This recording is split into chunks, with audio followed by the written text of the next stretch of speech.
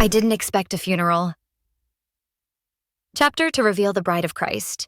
You'd think Genesis 23 is just about a funeral. But what if the first piece of the promised land was a grave? Crazy twist. That grave wasn't just about Sarah, it was about Christ and his bride, the church.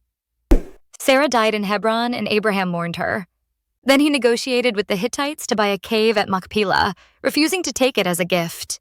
He paid full price. On the surface, it looks like a business deal in the middle of grief. But look closer. This was Abraham's first permanent claim in the Promised Land. The land wasn't conquered yet. The promise wasn't fulfilled yet. But by buying that field, Abraham anchored his hope in God's covenant. Paul later said, "If we have been united with him in a death like his, we will certainly also be united with him in a resurrection like his." Romans 6, verses 5. Abraham wasn't just burying Sarah.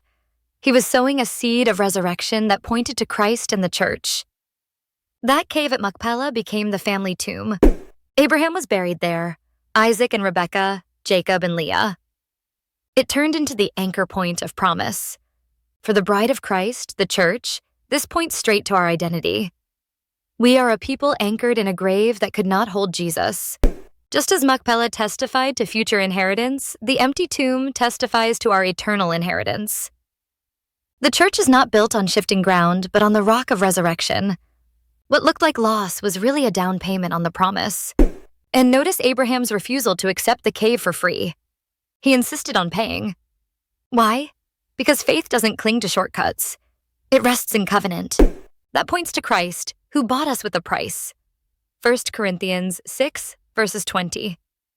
The church is the bride that was purchased, not borrowed. Just as Abraham's payment secured the field, Christ's blood secured the bride forever. Nothing about her redemption is cheap. So Genesis 23 isn't just about grief. It's about glory hidden in a grave. The bride of Christ, the church, was foreshadowed in that cave. A people bought with a price, anchored in resurrection hope, waiting for the full inheritance. If you believe even a burial can point to promise, then put the word resurrection in the comments. Because in Christ's church, graves aren't the end. They're the doorway into forever.